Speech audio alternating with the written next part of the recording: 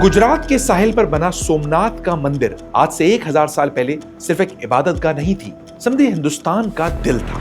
इसके financial power होने का सिंबल था। और हाँ, इस बात का ऐलान भी कि हिंदुस्तान को कोई हरा नहीं सकता। और यही वो तीन चीजें थीं जो वहां से हजारों किलोमीटर दूर अफगानिस्तान में बैठे सुल्तान महमूद गजनवी को चाहिए थी: दौलत, इज्जत और ताकत। और फिर वो निकल पड़ा। सन 1025 में अपनी अजीम फौज के साथ ऐसी खतरनाक कैंपेन पर जो दूसरों की नजर में एक खुदकुशी थी, क्योंकि इतनी बड़ी फौज के साथ उसने थर का सहरा पार किया और फिर बिजली की तरह सोमनाथ पर हमला कर दिया। जब वो इस मंदिर में दाखिल हुआ तो उसे बड़ी बड़ी ऑफर्स की गई कि यहां मौजूद उस मूर्ति को ना तोड़े, लेकिन महमूद ने हर ऑफर ठुकरा और इनकार करते हुए अपना वो तारीखी जुमला कहा: मैं बुत फरोश नहीं, बुत शिकन कहलाना चाहता हूं। यानी बुत बेचने वाला नहीं, बल्कि बुत तोड़ने वाला। ये कहानी आपने कई बार सुनी होगी, एक अजीम मुजाहिद की दास्तान। लेकिन कभी ये सवाल जहन में आया कि ये सब करने का असल मकसद क्या था? दौलत, ताकत, इज्जत हासिल करना या इस्लाम फैलाना? और फिर इनसे बढ़कर तो मेरे जहन में एक दूसरा सवाल आ रहा है, वो ये कि इस अजीम कामयाबी के बाद गुजरात में कितने लोग मुसलमान? जवाब जानकर मुझे भी बहुत धचका पहुंचा था और आपको भी लगे जीरो। जी हां, मशहूर कहानी के मुताबिक महमूद गजनवी ने मंदिर तो गिरा दिया, लेकिन वो किसी के दिल में इस्लाम का चिराग नहीं जला सका। आज इनकलाब पर हम इसी सवाल के जवाब की तलाश में कि हिंदुस्तान में इस्लाम तलवार से फैला या प्रचार से। मुसलमानों ने हिंदुस्तान पर तकरीबन 1000 साल राज किया। यही वजह है कि आज दुनिया की सबसे बड़ी मुस्लिम आबादी इसी रीजन में रहती है। लेकिन यही वो इलाका है जहां की 80% आबादी आज भी मुसलमान नहीं। आखिर क्यों? क्या तलवार और प्रचार दोनों काम ना आए या कहानी कुछ और है? आइए आपके सब्सक्राइब के साथ चलते हैं इस सवाल के जवाब की तलाश में, आज से 1000 साल पहले। हिंदुस्तान की दौलत की कहानियां सदियों से दुनिया को इंस्पायर कर रही थी। सेंट्रल एशिया के जंगजू बादशाह तो कुछ ज्यादा ही अट्रैक्ट होते थे, जिनमें पहला बड़ा नाम था सुल्तान महमूद गजनवी का, जिनके बारे में आज तक राय बहुत अलग अलग है। कुछ लोग इसे अजीम मुजाहिद कहते हैं, बुत शिकन कहते हैं, तो बहुत से ऐसे भी हैं जो इसे सिर्फ एक लुटेरा समझते हैं। सच क्या है? सच इन दोनों के बीच में है, क्योंकि महमूद को समझने के लिए हमें इस सिस्टम को समझना चाहिए जिसने उसे बादशाह बनाया। हमें इसे एक बादशाह ही समझना होगा। वो बड़ा ही एम्बिशियस आदमी था। उसकी सल्तनत ईरान से लेकर सेंट्रल एशिया तक फैली हुई थी, और इतनी बड़ी सल्तनत को चलाने के लिए दो चीजों की जरूरत होती है: दौलत और जवाज। और ये दोनों चीजें उसे सिर्फ एक जगह से मिल सकती थी, हिंदुस्तान से। क्योंकि हिंदुस्तान उस वक्त दुनिया के बड़े इकोनॉमिक सेंटर्स में से एक था, और उसकी इकोनॉमिक पावर का सिंबल था सोमनाथ। सदियों की दौलत, सोने, चांदी, हीरे, जवाहरात यहां मौजूद थे। लेकिन एक मिनट, बात सिर्फ दौलत की नहीं थी। सोमनाथ के बुतों को तोड़कर खुद को बुत शिकन कहकर महमूद पूरी मुस्लिम वर्ल्ड में इज्जत हासिल कर सकता था। बगदाद में बैठे अब्बासी खलीफा को भी एक पॉलिटिकल मैसेज दे सकता था कि महमूद इस्लाम का सबसे बड़ा मुहाफिज और चैंपियन है। सोमनाथ पर हमले की एक मजहबी वजह भी बताई जाती है। आपको पता होगा कि रसूल खुदा सल्लल्लाहु अलैहि वसल्लम ने फतेह मक्का के बाद खाना काबा में मौजूद तमाम बुत गिरा दिए थे। यही नहीं, पूरे अरब में मौजूद बुतों को भी खत्म करने का हुक्म दिया। उस जमाने में अरबों की बड़ी देवियों में लात, उज्जा और मनात बहुत मशहूर थी। ताइफ में लात और मक्का में उज्जा के बड़े बुत तोड़ दिए गए, जबकि मनात का बुत रेड सी के किनारे एक इलाके में था। कदीम इस्लामी किताबों में लिखा है कि हजरत अली ने यह बुत तोड़ा था। कुछ किताबों में साद बिन जैद अशहली का जिक्र है कि उन्होंने ये बुत खाना तोड़ा। बहरहाल उस वक्त की किसी किताब में यह जिक्र नहीं था कि मनात का बुत बचा लिया गया। बाद में कुछ लोगों ने कहानी घड़ ली कि इस्लामी लश्कर यहां पहुंचा तो यह बुत पहले ही कश्ती में डालकर कहीं ले जाया गया था। फिर यह भी कहा जाता है कि महमूद गजनवी को किसी ने कन्विंस कर लिया कि सोमनाथ में मौजूद बुत असल में मनात ही का है, और उसकी वजह से ही शहर का नाम सोमनाथ है। और इसीलिए महमूद ने बड़ी से बड़ी ऑफर ठुकरा दी और इस बुत को तोड़कर ही दम लिया। ये बात तो हम यकीन से कह सकते हैं कि यह मनात का बुत नहीं था, क्योंकि इस्लाम की इब्तदाई तारीख में ऐसी कोई रिवायत नहीं मिलती। लेकिन ये कहानी मान ले कि महमूद गजनवी ने इस पर यकीन कर लिया था, तब भी क्या ये समझे कि महमूद गजनवी के हमलों का मकसद इस्लाम फैलाना था? बिल्कुल नहीं, बल्कि शायद ही किसी बादशाह का मकसद अपनी तलवार से इस्लाम फैलाना रहा। क्योंकि बादशाहत ये चीज डिमांड ही नहीं करती। ये बात जरा कड़वी है, कंट्रोवर्शियल है, लेकिन सच यही है और ये बात मैं आगे आपके सामने साबित भी करूं। तो मैंने पहले भी बताया कि महमूद ने जितना भी हिंदुस्तान फतह किया वहां कभी कोई परमानेंट गवर्नमेंट कायम नहीं की। बस वो हिंदुस्तान आता, हमले करके शहर फतह करता और वापस चला जाता, बल्कि पीछे उन्हीं हिंदू राजाओं को हुकूमत दे देता और उनसे सालाना कुछ पैसे लेता। वो हर साल सुल्तान को कुछ पे करते और हुकूमत करते रहते, यहां तक कि 150-200 साल गुजर गए। तब जाकर 1206 में हिंदुस्तान में पहली बार मुसलमानों का राज कायम हुआ। इससे पहले सिंध में मोहम्मद बिन कासिम के हमले के बाद वहां मुसलमानों की हुकूमत कायम हो चुकी थी, मगर वो वहीं तक महदूद रही। हम बात कर रहे हैं शिमाली हिंदुस्तान यानी दिल्ली सल्तनत की, जिसकी बुनियाद शहाबुद्दीन मोहम्मद गौरी के जर्नैल कुतुबुद्दीन ऐबक ने रखी। ये सल्तनत 3 सदियों तक कभी खिलजियों, कभी तुगलकों, कभी लोदियों के हाथों फलती फूलती रही, यहां तक कि मुगल आ गए और एक मर्तबा फिर माजरत के साथ इनमें से किसी सुल्तान और बादशाह का बुनियादी मकसद दावत नहीं बल्कि हुकूमत था। वो एक ऐसे निजाम का हिस्सा थे जिसकी बुनियाद सिर्फ 3 चीजों पर थी: ताकत, दौलत और सल्तनत को और आगे फैला। और इन सल्तनतों में इस्लाम बतौर सिस्टम नहीं, बतौर मजहब शामिल था। यानी इस्लाम के मखसूस कवानीन पर अमल कर लिया जाता जो बादशाह के फायदे के हों और बस। मसलन जिजिया, इस्लामी कानून के तहत मुस्लिम हुकूमत में रहने वाले गैर मुस्लिमों को अपनी जान और माल की हिफाजत और मजहबी आजादी के बदले एक टैक्स देना पड़ता था जिसे जिजिया कहते थे। ये टैक्स दिल्ली की मुस्लिम सल्तनत में आमदनी का एक अहम जरिया था। अब जरा बादशाह के पॉइंट ऑफ व्यू से सोचें, अगर वो अपनी तमाम हिंदू आबादी को जबरदस्ती मुसलमान बना लेगा तो उसकी आमदनी का बड़ा जरिया खत्म नहीं हो जाएगा। तो इकोनॉमिकली हिंदुओं का हिंदू रहना सल्तनत के लिए ज्यादा फायदेमंद था। कहने को तो ये बात अजीब लगती है, लेकिन यही सियासत है, यही राजनीति है। फिर एक और मसला भी था और वो था मजबूरी। कोई भी बादशाह सिर्फ तलवार के जोर पर करोड़ों की आबादी पर हुकूमत नहीं कर सकता था, उसे मकामी लोगों के कॉपरेशन की जरूरत होती है। इसलिए दिल्ली सल्तनत से लेकर मुगल एम्पायर तक हमें हर दौर में हिंदू राजपूत जनरल, हिंदू वजीर खजाना और हिंदू एडमिनिस्ट्रेटर नजर आए। अकबर की दीन इलाही जैसी मशहूर या बदनाम पॉलिसी का जमाना हो या औरंगजेब आलमगीर जैसे कट्टर मुसलमान बादशाह का दौर, फौज और एडमिनिस्ट्रेशन में गैर मुस्लिम हमेशा मौजूद रहे। बल्कि हैरत की बात यह है कि किसी भी दूसरे मुगल बादशाह के मुकाबले में औरंगजेब के दौर में हिंदुओं की तादाद सबसे ज्यादा थी। क्यों? क्योंकि यह हुकूमत की जरूरत थी। किसी भी सल्तनत को चलाने का मोस्ट प्रैक्टिकल तरीका यही था। तो इन सब का रिजल्ट क्या निकला? यही कि इस्लाम हिंदुस्तान में सिर्फ हुक्मरानों का मजहब बनकर रह गया। ये दिल्ली, आगरा और लाहौर के किलों और दरबारों का मजहब बन गया, सिर्फ एक पॉलिटिकल और मिलिट्री पावर बनकर रह गया।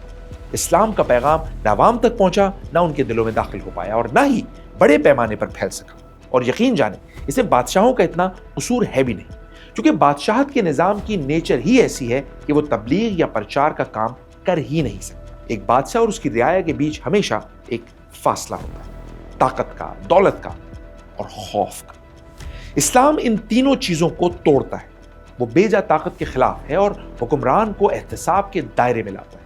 वो हद से ज्यादा दौलत के भी खिलाफ है और खौफ तो सिर्फ अल्लाह का है। यानी बादशाही निजाम असल में इस्लाम की बुनियादी रूह के ही खिलाफ है।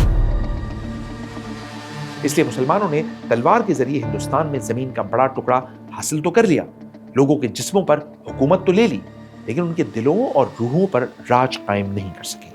यानी तलवार का इस्लाम हिंदुस्तान को फतह करने में नाकाम रहा, क्योंकि शायद ये उसका मकसद था ही नहीं।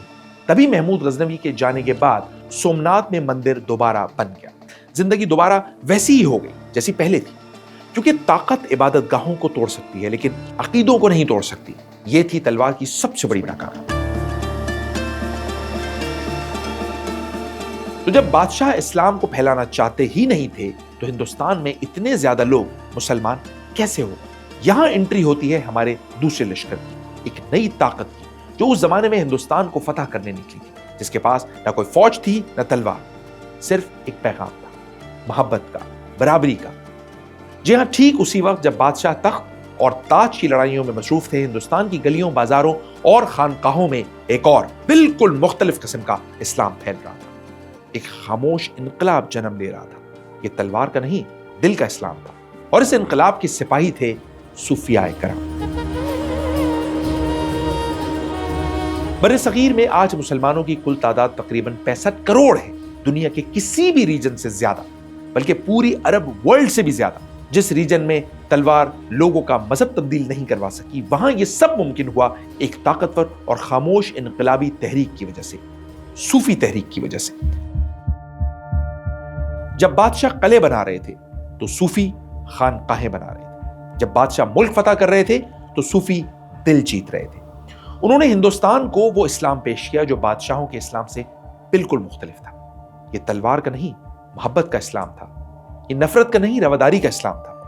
یہ حکمرانوں کا نہیں، بلکہ عوام کا اسلام تھا۔ یہی وجہ ہے کہ دلی پر ایک ساتھ دو لوگوں کا راج تھا۔ دلی کے دو سلطان تھے، ایک غیاث الدین تغلق، تلوار کے زور پر حکومت کرنے والا اور شہر کے تخت کا مالک، تو دوسری طرف تھے سلطان المشائق نظام الدین اولیاء، جن کا راج لوگوں کے دلوں پر تھا۔ سلطان کو نظام الدین اولیاء کی یہ روحانی امپائر ایک آنکھ نہیں بھاتی تھی۔ جب گیم پار کا ہو تو بادشاہ کسی بھی بندے کی پاپولیرٹی سے گھبراتا ہے، کیونکہ یہ اس کے تخت کے لیے خطرہ بن سکتی ہے۔ تو سن 1325 میں تغلق نے بنگال سے واپس آتے ہوئے دلی میں اپنے نائب کو ایک شاہی فرمان بھیجا، میرے دلی پہنچنے سے پہلے نظام الدین کو شہر چھوڑنے کا حکم دو۔ یہ ڈائریکٹ آرڈر تھا، ایک دھمکی تھی۔ خانقاہ میں افراتفری پھیل گئی۔ مریدوں نے گھبرا کر حضرت نظام الدین اولیاء سے التجا کی کہ دلی چھوڑ دیتے ہیں، لیکن صوفی نے جواب میں اپنے وہ مشہور الفاظ کہے جو آج بھی عام بولے جاتے ہیں، ہنوز دلی دور است، یعنی دلی ابھی دور ہے۔ سلطان کا لشکر آگے بڑھتا رہا، یہاں تک کہ شہر کے باہر پہنچ گیا، جہاں اس کے استقبال کے لیے ایک نیا لکڑی کا محل بنایا گیا تھا۔ اس نئے محل میں ابھی جشن چل ہی رہا تھا کہ ایک حادثہ ہو گیا، محل ٹوٹ گیا اور سلطان غیاث الدین تغلق اپنے ہی محل کے ملبے تلے دب کر مر گیا۔ وہ کبھی دلی نہیں پہنچ سکا۔ یہ ایک کرامت ہو یا صرف ایک اتفاق، لیکن ایک پاورفل سمبل ضرور تھی جس نے بتایا کہ دلی کا حاکم کوئی اور ہے اور دلوں کا حاکم کوئی اور۔ لیکن یہ صوفی کامیاب کیسے ہوئے؟ وہ کون سا کوڈ تھا جسے صوفی تو سمجھ گئے لیکن طاقتور ترین بادشاہ ڈی کوڈ نہیں کر سکے؟ صوفیوں کی کامیابی کا پہلا اور سب سے بڑا راز یہ تھا کہ انہوں نے ہندوستان کی سب سے گہری، سب سے پرانی بیماری کو پہچان لیا تھا، جو تھی ذات پات کا نظام۔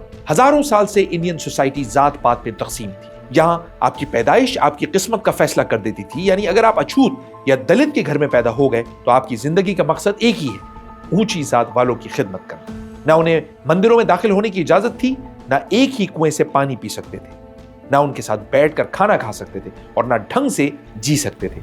یہ کروڑوں لوگ تھے جن کی روحیں گھائل تھیں، جنہیں صدیوں سے کوئی مرہم نہیں ملا تھا۔ اور پھر صوفیاء کرام آ گئے، ان کی خانقاہوں کے دروازے ہر کسی کے لیے کھلے ہوتے۔ وہاں کوئی ذات پات نہیں تھی، کوئی اونچ نیچ نہیں تھی، صرف ایک ہی آئیڈینٹی تھی، انسان اور خدا کا بندہ۔ وہ دلت جو اپنے گاؤں کے مندر کے قریب بھی نہیں جا سکتا تھا، اجمیر میں خواجہ غریب نواز کے ڈیرے پر آسانی سے انٹر ہو سکتا تھا۔ وہاں دیکھتا کہ ایک امیر مسلمان تاجر اور ایک نیچی ذات کا موچی دونوں ایک ساتھ ہی دسترخوان پر کھا پی رہے، تو یہ اس کے لیے صرف کھانا نہیں ہوتا تھا، عزت ہوتی تھی۔ وہ زندگی میں پہلی بار برابری کو ایکسپیرینس کرتا، وہ عزت پاتا جو اسے کبھی نہیں ملی تھی۔ پھر صوفیاء کرام نے اسلام کو ایک فلسفہ بنا کر نہیں بلکہ ایک پریکٹیکل وے آف لائف کے طور پر پیش کیا۔ انہوں نے کہا کہ خدا کی نظر میں تم سب برابر ہو، اور یہ پیغام کسی تلوار کی دھار سے زیادہ تیز تھا۔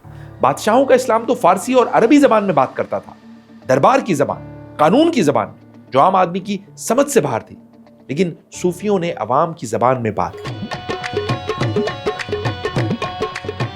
نظام الدین اولیاء کے مرید امیر خسرو نے فارسی شاعری کو مقامی ہندی بولیوں کے ساتھ ملا کر ایک نئی موسیقی کو جنم دیا، جسے آج ہم قوالی کہتے ہیں۔ ان کی شاعری صرف شاعری نہیں تھی، خدا سے محبت کا اظہار تھی، جسے ہر کوئی سمجھ سکتا تھا، چاہے مسلمان ہو یا ہندو۔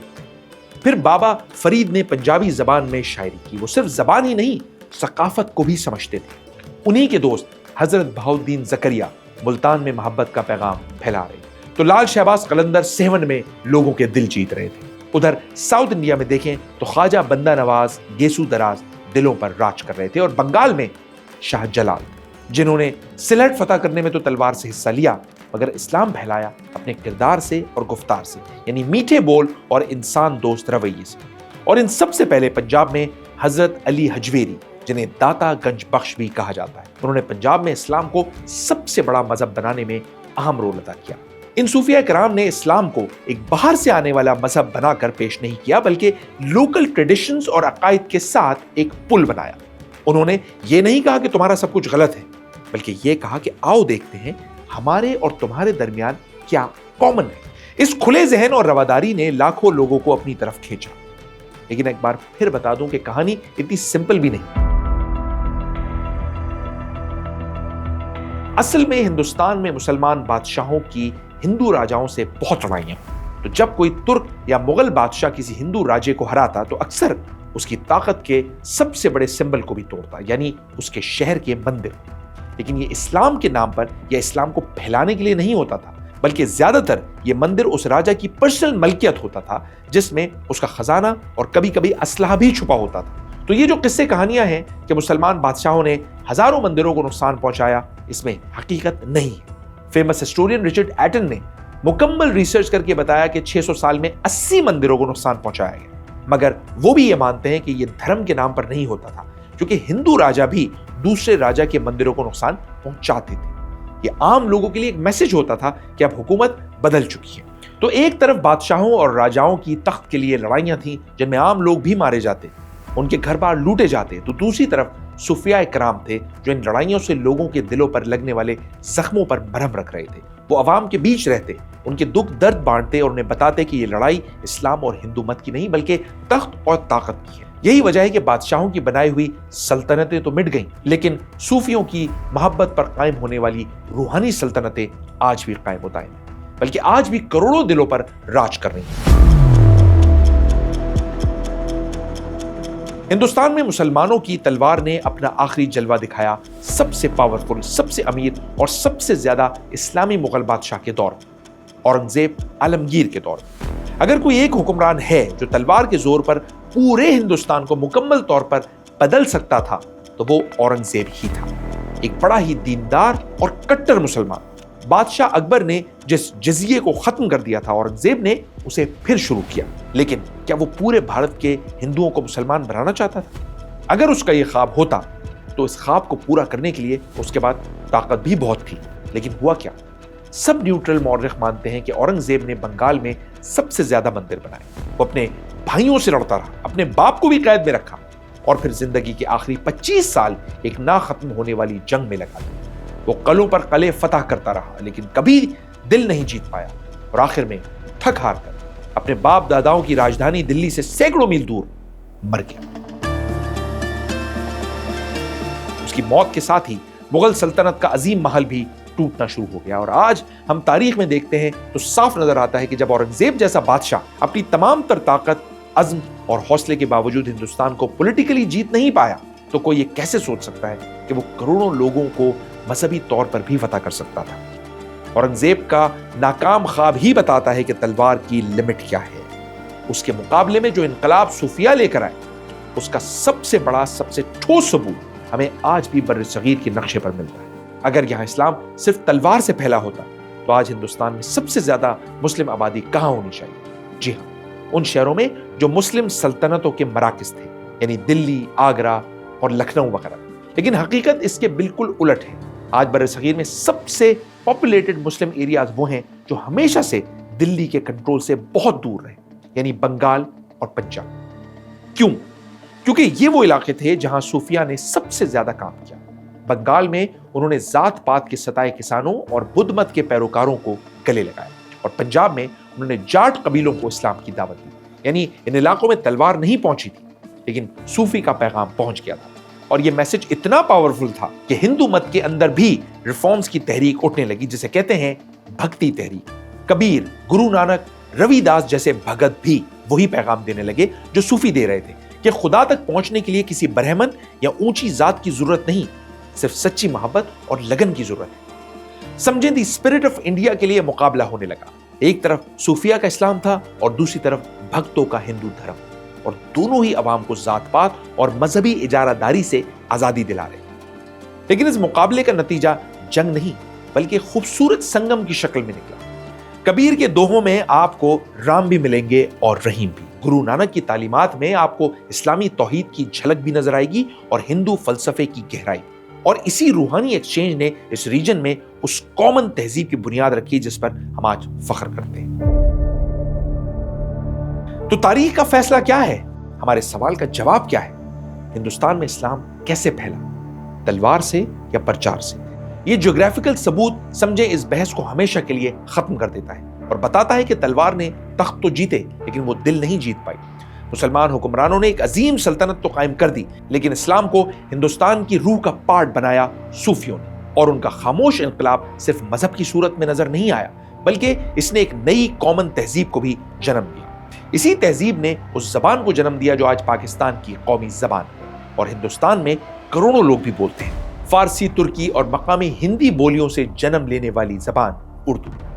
फिर निजामुद्दीन औलिया और अमीर खुसरो की खानकाहों पर कव्वाली का भी जन्म हुआ। समझे हिंदू भजन और फारसी शायरी का संगम हुआ और आज कव्वाली दुनिया भर में हिंदुस्तान और पाकिस्तान की पहचान है। एक नया फन्ने तामीर भी पैदा हुआ जिसका शाहकार ताजमहल है। ये कॉमन लेगेसी है हिंदुस्तान में इस्लाम के आने की, जो याद दिलाती है कि हिंदुस्तान में इस्लाम की कहानी सिर्फ तसादुम की कहानी नहीं, ये संगम की कहानी भी है। ये इस बात की कहानी है कि कैसे मुख्तलिफ कल्चर्स और नजरियात आपस में मिलकर एक नई खूबसूरत आइडेंटिटी को जन्म दे सकते हैं जो पहले से ज्यादा रिच और डाइवर्स हो।